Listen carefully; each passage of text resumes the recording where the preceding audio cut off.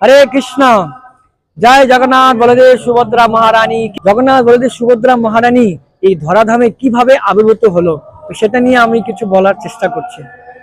একদিন দ্বারকায় রোহিণী মাতা, রুক্মিণী মাতা বলছে যে কৃষ্ণ বলরামের গুণকীর্তন শ্রবণ করবে, বৃন্দাবনের বাল্যলীলা কথা শ্রবণ করবে। তখন রুক্মিণী মাতা বলছে যে আমাকে এই কথাগুলো শ্রবণ করান, কৃষ্ণলীলা, যে কৃষ্ণ কিভাবে গোচরণ করতো, কিভাবে বাল্যলীলা বিলাস করেছে আমাকে সেটা বলুন। তখন রোহিণী মাতা বলল, ঠিক আছে আমি বলতে রাজি, কিন্তু আমি যদি বলি কৃষ্ণের গুণকীর্তন তাহলে কৃষ্ণ এই দ্বারকা ছেড়ে বৃন্দাবনে চলে যাবে যদি শ্রবণ করে। তো তোমরা এমন একটা ব্যবস্থা করো যাতে বলরাম আর কৃষ্ণ যাতে না শ্রবণ করতে পারে, তাহলে আমি সুন্দর করে বলতে পারবো। তখন সবাইকে নিয়ে সুন্দর একটা ব্যবস্থা করলো এই ভগবানের লীলাবিলাসের কথা। তখন বলছে তাহলে এবার যদি বলরাম আর কৃষ্ণ যদি চলে আসে তাহলে ওরা যদি শোনে তাহলে চলে যাবে বৃন্দাবনে, তাহলে এখানে কাউকে গার্ড রাখতে হবে। সেই গার্ড কে থাকবে? সুভদ্রা মহারানী গেটে থাকবে। তো সুভদ্রা মহারানী গেটে থাকবে বলছে। তখন এই রোহিণী মাতা এই ভগবানের গুণকীর্তন বলছে, কাকে? সবাইকে।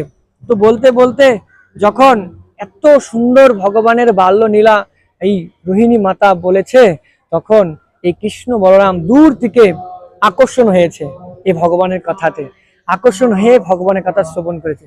আর শ্রবণ করতে করতে ওরা ছোট হয়ে গেছে, আর রূপটা নিয়েছে, এই রূপটা জগন্নাথ বলদেব সুভদ্রা মহারানীর রূপটা নিয়েছে। আর যখন এই রূপটা নিয়েছে দূর থেকে নারদ মুনি দেখছে, নারায়ণ নারায়ণ বলতে বলতে বলতে যখন সামনে চলে আসছে তখন তো ভগবান এইভাবে রূপ নিয়ে নিয়েছে ভগবানের কথা শ্রবণ করার পরে, তখন ছোট্ট হয়ে গেছে। তখন নারদ মুনি বলছে, আমি দেখে ফেলেছি, আমি দেখে ফেলেছি, আমি দেখে ফেলেছি। তখন দেখে ফেলার পরে তখন বলছে যে প্রভু আপনার এই দর্শনটা আমি কবে পাবো? এই দর্শনটা আমি আবার দেখতে চাই, এই দর্শনটা আমি আবার দেখতে চাই। যখন এই কথাটা বলে তখন ভগবান বলে, না, এই দর্শনটা আমি এখন কাউকে দেখাইনি, তুমি হয়তো দেখেছো, কিন্তু এই দর্শনটা আমি আবার দর্শন দিব, তোমার জন্য আমি দর্শন দিব, কিন্তু আমি কলিযুগে শ্রীক্ষেত্র পুরীধামে জগন্নাথ বলদেব সুভদ্রা মহারানী রূপে আমি আবির্ভূত হব। তো এই আবির্ভূতটা হয়েছে ভগবান কাদের জন্য? আমাদের জন্য।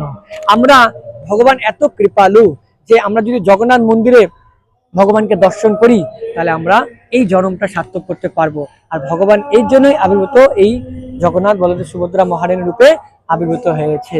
তো আপনারা সবাই শ্রীক্ষেত্র পুরীধামে যাবেন জগন্নাথ বলদেব সুভদ্রা মহারানীকে দর্শন করতে। হরি বল।